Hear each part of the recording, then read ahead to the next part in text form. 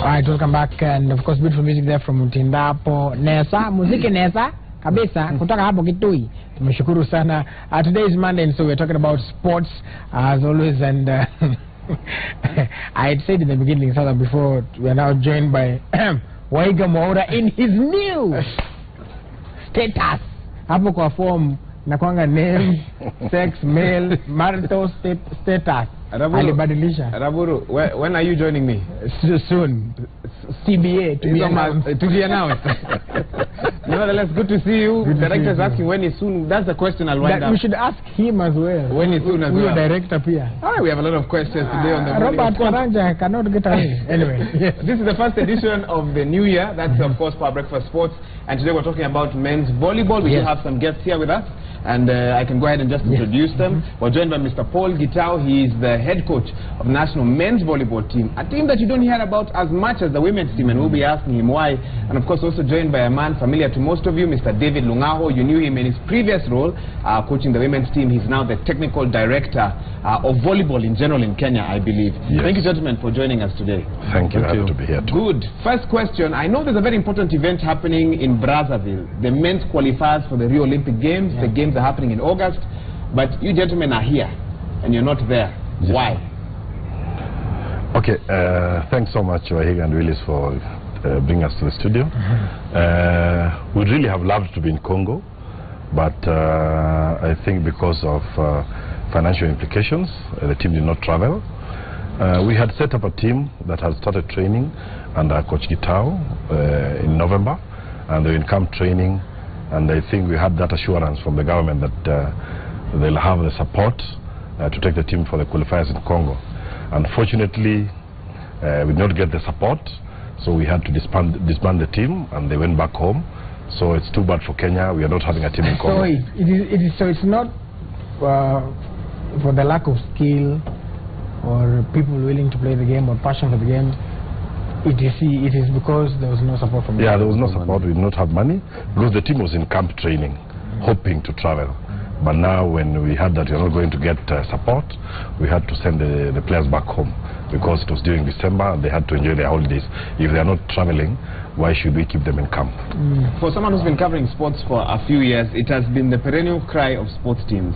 I have two questions. The first question being, how does this process of getting funds work? Because now I almost don't know. Is it that government requires you to put the claim by a particular time, or just sometimes there's just absolutely no money and you know it is what it is? No, it's for you who's handled this for many years. Yeah, it's hard for us to understand because normally we do what is required, because when you want to get support from the government you have to put a budget which you take to the government in very good time, and you expect the government to respond. But it was so unfortunate because we don't get the response in time, and you see you also have a time limit whereby you have to confirm that the team is going to travel. So when that time elapses and you've not confirmed, then you're automatically out of the competition. So for us, we had a budget we had put to the government, and our federation officials have been following it up, but then we did not get the positive feedback showing that we are not going to get funds, so we had to pull out. We had no choice but to pull out. So apart from the funds, I'm sure this has not started this time. Yeah, it's not the first time. Even before, I mean, we've always heard of the women's team. I mean, of course you know that. But so what then is the problem with the men's team? In your personally, I don't see if there is a big problem, because many people have been asking questions why the men have not been performing. But I think we need to have good structures by then, because sometimes back, so many years back, I think our men were very good, but somewhere along the line our levels went down, but we were trying to come up, and I think from the time he was given the team to coach, we were setting up a new beginning. In fact, we were bringing new blood in the team. We wanted to have a fresh start, and this was going to be our first assignment to see where we can go. Because me, when I was appointed towards the end of last year, of course after the World Cup, I was appointed as a technical director.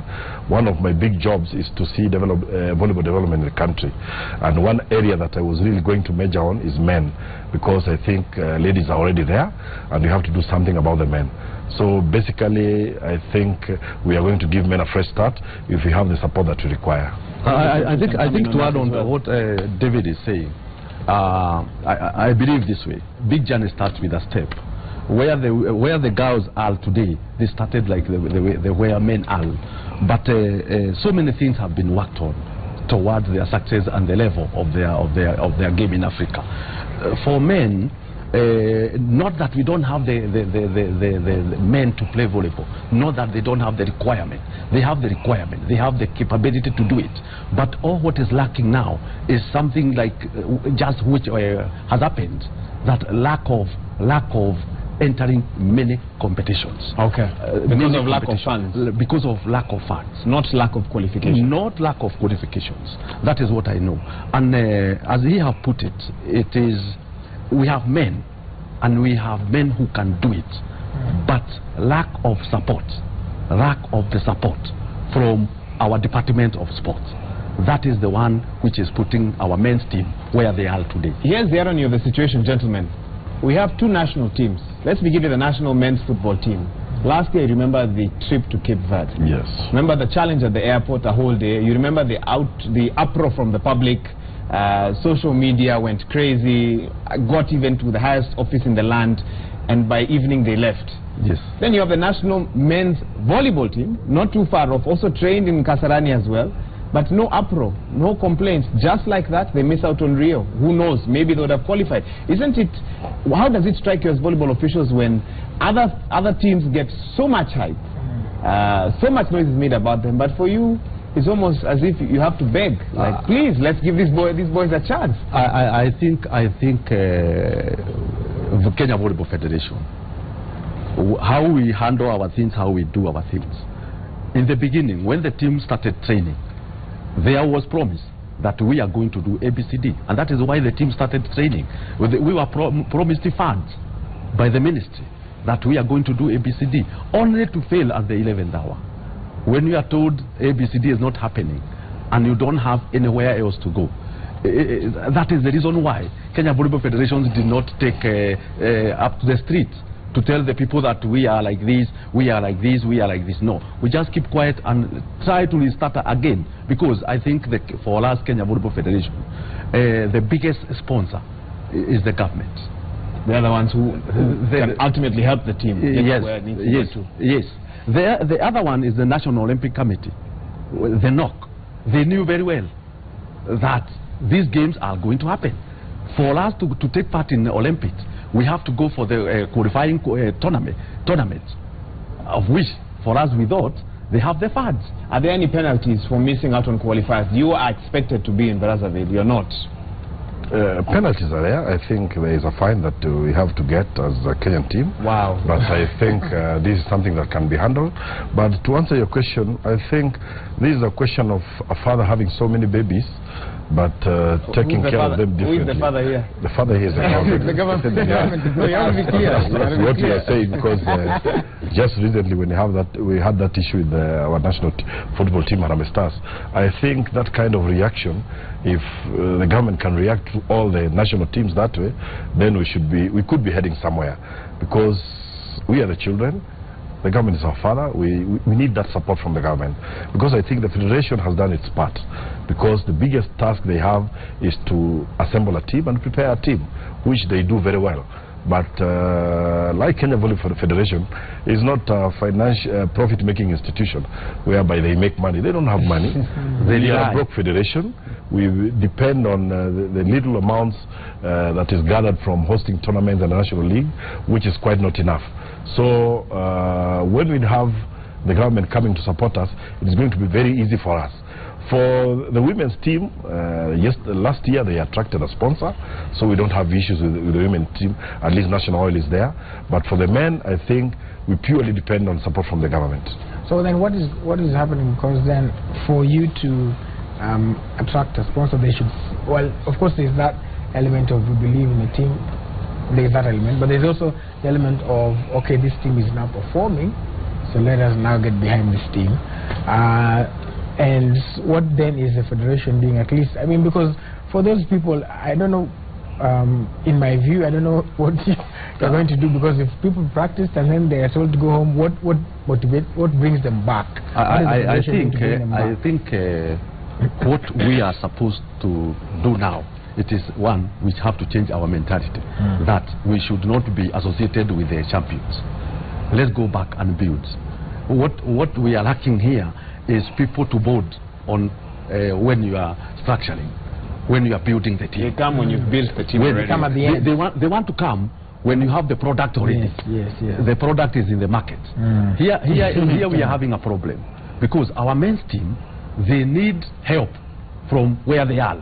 They have not put a mark anywhere, but we know they can put a mark, and that is why we are saying we have to restart the team again. We have to go to the basics. We have to come up with a young team that can go for some time. Are you getting it? Yes, but I also want to play the devil's advocate here and throw it back at you. I know there are lots of volleyball fans. We see it when the national women's team play, even the club teams as well. But probably some of the viewers at home might be sitting thinking, the excitement factor of men's volleyball vis-a-vis women's volleyball, maybe there's a gap there. And I don't know whether it is, of course, you've also noticed an interesting trend. When the ladies are playing, you find majority of the crowd are men. I don't know. Is there a way also to sort of try and add that hype? Raburu's laughing because he understands where I'm going at with this question. How do we make men's volleyball exciting, you know, so that Saturday nights, Friday nights, we can, you know, all make our way to Kasarani to watch their game? Yeah, it's true. The first thing that you have to do is to make the game exciting, just as we did with the women. And he has said clearly, and I'm repeating, we want to give it a fresh start. We are working on a plan, a 5-year plan, to see the development of volleyball men. And some of the things that we want to come up with is how well we can make volleyball fans appreciate the men. Because when they appreciate the men, then it's going to be easier for us to attract sponsors. And after attracting sponsors, I think we are going to come up with a very strong team. Because individually, we have the capabilities. We have some of our men players playing at top leagues in the world, which means we can produce very good players. So we need to start again. So we are talking, I'm planning to have a meeting with the coaches so that we strategize. What we've done with the women, we also do with the men. With the men, we see if we can move out from where we are now. On a quick note, who are some of those players? Let us know who are some of those players. Okay, at the moment we have like Philip Mayo, who is doing trade in Qatar. Initially he was in Europe, in Romania, he was in Turkey. We also have Mike Chemos, who is now in Finland. The other year he was in Turkey. And we also have James Ontere, who is in Japan. These are players who have played the local scene here. Now they are doing their trade in Europe. And also they are making those clubs want to get more players from Kenya. So when you have players who are attracting, being attracted by big clubs, it means you have players who are capable of potential. We have the potential here, and that's something that we have to work on. So they were picked, sorry, beg your pardon, they were picked, the Mayos, and then they were picked when they were playing. The local league. In the local league. Yeah, it started when they were playing the local league. So because the picture painted is, you know, sometimes is that, you know, it's all about the women, and I mean respect and good stuff to what they're doing. But is there anything that we can say that the men accomplished in, say, the last 5 years or so? Yeah, the last time the men performed very well was in 2011 when we went for the All African Games in Maputo, where they got a bronze medal. Okay. But nobody talked about it. I think that was a very, very big achievement. And from then on, our players started moving out. They first went to Japan.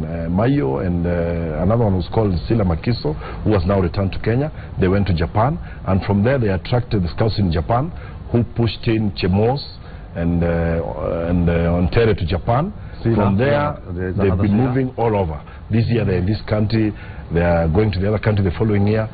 So I think if we get a good platform for our men, and more especially if the men would have gone to Congo, who knows, maybe we could have gotten other men to go out there. And when we get like 10 men who are playing out of the country, then we have and they come back for the national duty, why should we not win the African title? It's possible. Right. That's right. Well, possible. In a minute or so, we'll be crossing over to a special section of the show. I hadn't warned anyone about it because I wanted to be a bit of a surprise. I want to educate our viewer on volleyball rules as well, not just leave them with the challenges of men's volleyball. I believe you're working on a strategy. But a quick one before we get to that would be, now that we're out of Congo, you can't cry over spilt milk. It's happened. Yes. What is the men's immediate focus next? I know you've sent them back home, but I'm sure you're working on something. What are they looking at next? Is there any qualifiers coming up that hopefully can help them redeem themselves? For this year, it's going to be very silent on the men's side because we don't have many competitions. During the Olympic year, you don't have so many competitions. But we have the African Under-23, which most of the players who are now joining the national team fall under that category, which will be held later in the year, around I think June, July, where we want to put in a strong team so that we start from there. Most of the players who are going to do duty for the national team that time will be players who are under the age of 21, so that we have them for a long time. But at the same time, in my development plan, I'm working on a plan that we will have age group teams. We want to participate in all age group categories. I've discussed that with the chairman, so that we build on there. We have the under-17, under-19, under-21 and under-23. We have very good players, and I think if we work together with the coach, we can come up with those teams, and if we get the support that we have, then we can participate in continental events for age group competitions. And from there, we are going to have a very good performance for our players in the future. And for the coach, because while yes, there's a development plan, but you find yourself in a very interesting position, because for you, you have to get the morale back to these people. You need to encourage them more. You need to, get them more. Basically, it is like uplifting Chelsea. For the game of on a serious note, though, what does the coach do now to get this team back to that winning spirit and get them moving forward and to work with the development What I can plan? say, as in Kenya Volleyball Federation, we are not from a rich family. We are from a very poor family. So is this family also Kenyan? This family, this is our family. You know, we are family. We are one family. And I'm saying we are not from a rich family. A rich family. The kids from a rich family, expectations are very high. And a kid from a very poor family, expectations are not all that big. It's not a matter to eat sausage. It's not a matter to eat those things. What I'm saying is, our understanding will be that we are still there, and we can hold and wait for those other things to happen. Without losing your spirit. Without losing the spirit. The most important thing we are supposed to hold now is the spirit and focus. If we lose focus and start criticism will not build us. Criticism will not take us anywhere.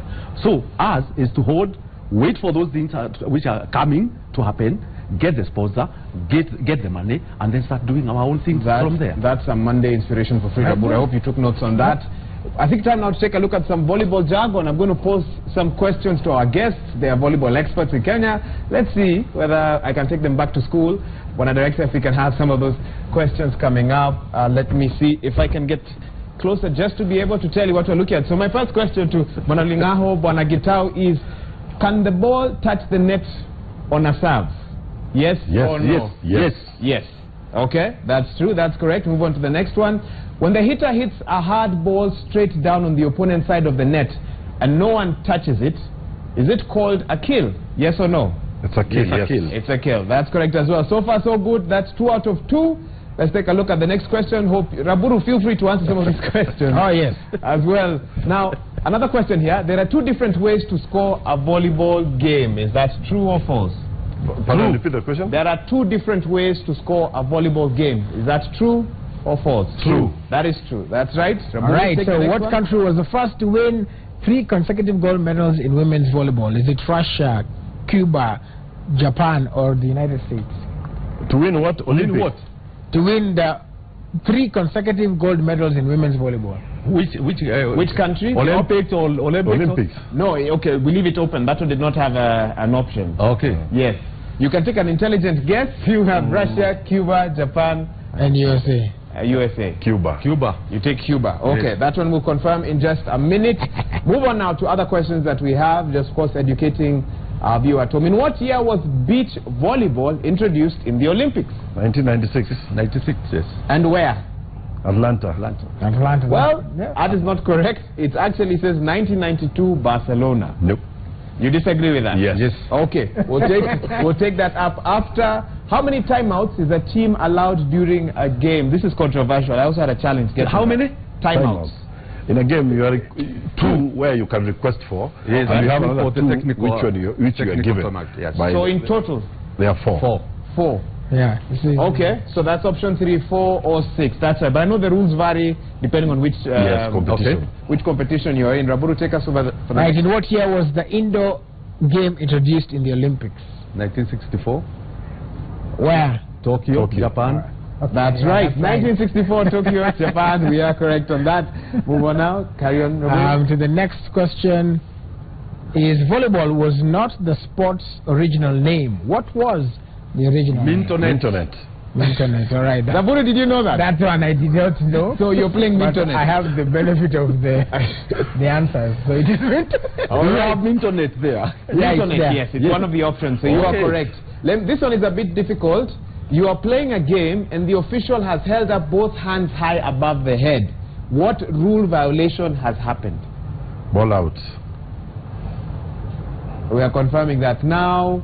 These are the options. A back row person has illegally attacked. You stepped over the line on a serve. Your teammate was called for a double hit, and a back row person has tried to block. Lifted how many hands? Lifted both hands high above the head. I almost wish the director could get this. There's a lovely shot here in studio. if it is this way, ball out. Ball out. Ball out. The ball is out. Okay. Now, just for our viewer at home, just explain what exactly that means. Yeah. It sounds like Chinese. when the official referee places his hands above his head, facing the palm, facing the behind. hand signal to indicate that the ball has been hit out. Okay. The ball is out. So play stops. The play stops. And you restart. You restart yes, again. Yes. Okay. Got it. New one. Thank you for that. Wanlungaho, let's see whether we have any more questions. And we are done for the day. Raburu, you can join me back here on set. Very quickly, you had some of those questions. Maybe you can elaborate on one or two of them, especially in regards to the rules. Let's talk about serving. When the ball hits the net on a serve, is that game, is play allowed or not? Because I know at some point it wasn't, and the rules of volleyball do change. It is allowed. It is allowed. It is allowed now. And if you can, it is an easy way of scoring points. Because if you hit the net, perhaps the ball will drop just there. Nobody is ready for that ball. So it drops the opponent point, court, then you score. Wow. The thing is, it is not easy to repeat that. Even if you do it, perhaps it was just by luck. Because most of the time the ball will hit the net and fall back. If it falls in your court, then it is counted serve fault. You did not serve over. But as you're saying is right. Some years back it was a fault. When the ball touched the net when serving, it was a fault. It was a fault. But now that is out, it touches the net and the passes over, then play continues. Are there any other rules that you suspect are being reviewed that could change in the next couple of years, or that are controversial? Perhaps the libero. Additional libero. They're using two liberos. They are being reviewed. And then there's a new one that is coming. But now it has now started. We started in Japan, which is called the challenge system, whereby when you play, and maybe something the referee penalizes on something that you are not quite sure of, you can challenge. So that that was going to be my next question. So that you watch it on slow motion on television to confirm. Right there when right there before the play continues. So the captain can request for a challenge, and you say what particular challenge you want. Maybe the ball was touched and the referee did not see, or the ball was in and the referee said it was out. So they repeat it, they review it, and then it's shown on screen where everybody's seeing, to determine what the rule says. I don't mean to belittle our facilities. Can we do that at Kasarani? Nope. in fact, in Africa, we don't have those facilities. We don't have those facilities. But now when you go for the World Cup, for the Olympics, for the World Country, that's what they use. But now, aren't our players that's at a disadvantage? You're not used to that. But if the coach is aware of that, the coach is aware, and we tell our players, and some of the players who have managed to go to the Olympics, to the World Cup, are now conversant with that. They know, but it's going to really affect our players who will be making debuts at big tournaments. Because for them it's something new, especially when the person on the other side uses that against you. And then there was the new issue of net touch. Sometimes last year, when we started the year, part of the net, when you touch part of the net, it was not a fault. But later in the year, it was reviewed again. When you touch any part of the net, it's a fault. And then when you are coaching the team, the most important thing is for the players to understand the rule of the team. Otherwise, they cannot play the game. They don't know when they are right or when they are wrong. So it is part of you coach and let them understand this is the rule of the game. This is the requirement. If we do this, we get this. If you do this, we get this. They have to understand. They should not violate. And after the Olympics in Rio, we expect also a new set of rules, because sometimes they come after every Olympic year. Last question to you, Bwana Technical Director. The women's team are preparing for their own qualifiers. We hope we won't see what happened with the men's team. What are their chances? especially I can see you've rejigged the team a little bit. Chances are still good. We still have very good players. I think that was confirmed last year when we had 2 teams, the senior and the junior team, yes, and they all performed very well. So the team has been restructured a bit, but I don't think there's a big issue. They've been in training since December, and they still have 1 more month of training. We believe in them, and I believe they're going to qualify. And I don't think the same is going to happen because the women have a sponsor, so they are being taken care of by National Oil, and we hope for the best for them. They know they are our only hope right now. They are our only hope. They know, they understand. In fact, for the whole country, they are the only hope. It's pressure on them. Lazima perform. All right. Maybe before we go to the final words from the coach, in terms of moving forward with the men, what can we expect? Actually, even also a message to the fans. Yeah. I think what I can say is very simple. That this is what I would like the Kenyan people to understand. That our men's team is very able team. We have very able boys, a young team who can do the duty for this country. All what they are lacking is what we have discussed, is the support from the grassroots. But the key power, the power to play. How the Kenyan men, the structure of our people are. They are strong, they are tall, they have the energy, they can do great things. All what they are lacking is that small support from the grassroots, which is the finances. If these people can get the finances, I am saying, and I want to repeat, that the men's team can do better, all equally like our girls team. Shots fired. Better or equal? Ladies, I like the better. Yeah. We'll take it away. All right, we've come to the end of our discussion. We've been talking about men's volleyball and how we intend to grow it, and we thank you, gentlemen, for coming, and we wish you guys all the best. And of course, thank you so much for watching the Power Breakfast Show. For interacting with us, the hashtag on Twitter was hashtag for breakfast. On behalf of Miss Fine, thank you at Kirigo Angarwa and myself and the challenger, the newly challenging you, Raburu. Raburu, give us a time frame. Give us something to work with. Unajua watu wananiuliza who is next, wamesema Jenga amepita. I actually saw on social media, it's actually a talking point. The focus is on Citizen. Robert Karanja, so yes, sasa Willis Raburu, Banandong. So let us move with the theme of sports. Okay. Watu wa usiku mumalize kwanza. Okay. So to ask Banada to jam. Thank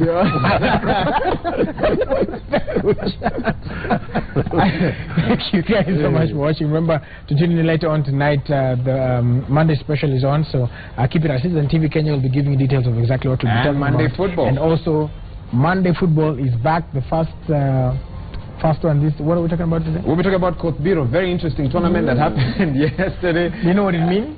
No. Rain is coming. Oh, rain is coming, but not in studio. Yeah, not in studio. Oh, thank you. Just checking. So you think it's an interesting tournament? No, it took place, ended yesterday, and of course we'll have the winners here and take a look at what it's all about, and of course give you projections for the year. What can we expect in football as well? All right, so go ahead and get on that on Citizen TV and start talking about hashtag Monday Football with your thoughts on the same. My name is Willis Saburi, reminding you as always that successful people look like you, and the great